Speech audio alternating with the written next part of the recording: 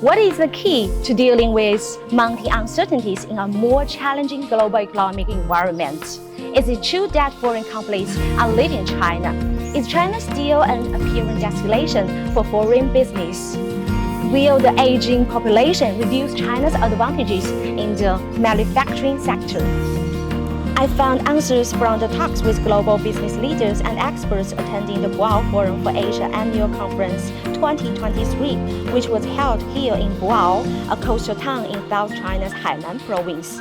With the theme of an uncertain world, solidarity and cooperation for development and challenges, this year's forum has attracted business executives and renowned experts from around the world.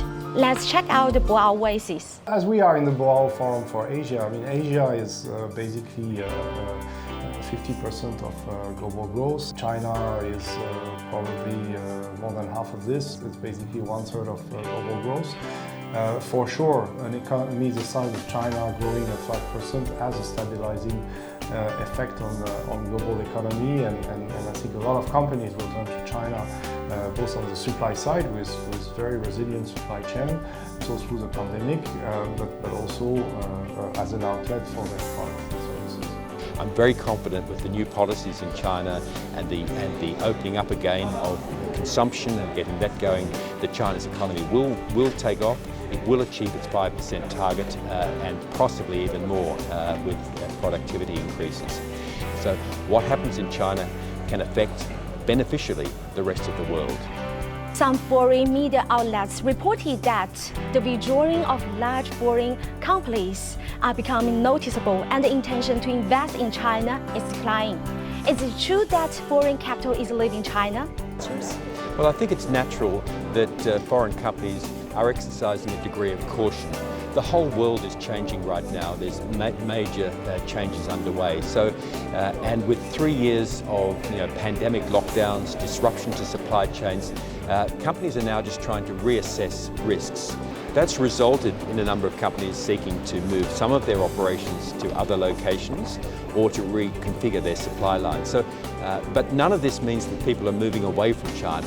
It's just a natural process for businesses to reassess their business operations in a new economic environment. Foreign companies may feel that they need more resilient supply chains, and so where they're exporting for sale in Europe and the United States, they will be looking to invest in extra factories in Southeast Asia and South Asia to build resiliency into their supply chain. And that's why we're beginning to see some relocation of production out of China to the rest of the world. But China will remain fundamentally one of the world's largest manufacturing hubs, and that isn't about to change, and foreign companies will remain very interested to invest here. China doesn't want to remain in the business of low-cost, labor-intensive manufacturing. So a shrinking population is clearly a challenge, but it's also an opportunity to automate factories, to digitize factories, so they rely on less on labor and more on technology, which is an area, of course, where China already has real strengths. In many sectors is a leading player. So my suggestion to policymakers would be this is an opportunity that should be grabbed. Stability in China's financial markets will certainly send a positive signal to the rest of the world and remove one area of concern when clearly there are other areas of concern that markets are focused on. China is one of the leading supply chain in the global market. So for that reason, we believe that the growth of China will be sourced by the domestic demand as well as the global demand. This is the reason why we have kept all our investment for the last 3 years in China. For the Asia market, for our business in Asia, China represents 40% of our business here in Asia. And meaning that the growth of China become very key for us to grow in Asia. China is a powerhouse of manufacturing because it's a powerhouse that has been built over the last 3 decades. This is the most resilient part of the economy of China. This is the reason why the manufacturing will be one of the key growth factors for China. We have established our Asia headquarters here in China and that was the decision we had made 10 years ago to move our headquarters from Japan to Shanghai. And this is one of the best reflection of how we see the policy of attracting foreign investment in China being the right one.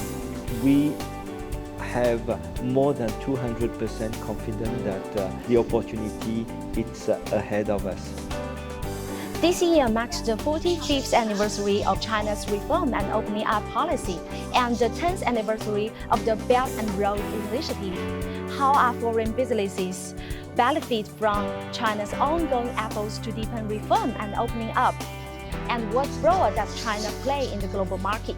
历史也是证明的，就无论几十年创衰，中国也好，或者中国依然是一艘非常平稳的这个经济发展的大船，所以我觉得不会因为这种短期的地缘政治因素影响我们的主要的战略。相信中国成为中国全世界最大市场，这个美国从来没变过。在疫情当中，我们更加认识到中国是全世界制造中心和供应链，因为有人因为疫情的风控的原因就唱衰中国的供应链，说我们要移到国外去，搬到哪里去了？就我一看不到哪里有这么好的基础条件，对吧？第二也没有那么好的地方政府的合作，也没有那么勤奋的那个工人，对吧？有水平的技术工人，每年毕业那么多大学生，所以我觉得这是全世界都没有。就我们相信中国一定是全世界最好的供应链，最有韧性的，那么最好的制造中心，这一点我从来也没怀疑过。我觉得不能低估中国成为科创中心的决心和速度。我们另外呢一个坚信呢是中国5到10年之内，科技必定崛起，成为全世界科技大国。所以的话，我觉得听到那些就旁边的那些声音噪音啊，有时候是竞争失利的所造成的，各种原因造成的。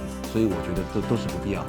那今天我们讲说，无论在发达地区还是国家，还是在“一带一路”上面，就是他们都存在说如何用先进的生产力来推动自己国内的这个产业去进行升级。那我们比如说中国的某一家这个大的银行，一年在呼叫中心接生掉9000人，请问美国银行、德意志银行它不需要吗？都需要的。那既然是这样的话，那我们讲说，我们虽然面临很多种挑战，那今天为什么在不确定性当中我们要团结合作呢？促进这个发展呢？那我们也看到说，在“一带一路”也好，在其他地区也好，他们还是非常需要有这种先进生产力、这种赋能。那今天我们也应该把我们最先进的生产力去进行输出，去赋能所有的这个行业、所有的国家、所有的地区，让这个世界变得更美好。也是我们讲，在这个新的这个时代面前，我们如何构建人类命运共同体？我们把最好的、大家最需要的，我们能不能分享给大家，让大家在一个不确定性这样一个这个未来的拥有一个能够共同分享美好未来的这样一个确定性这样的合作，那这才是我们应该去共同去推动的。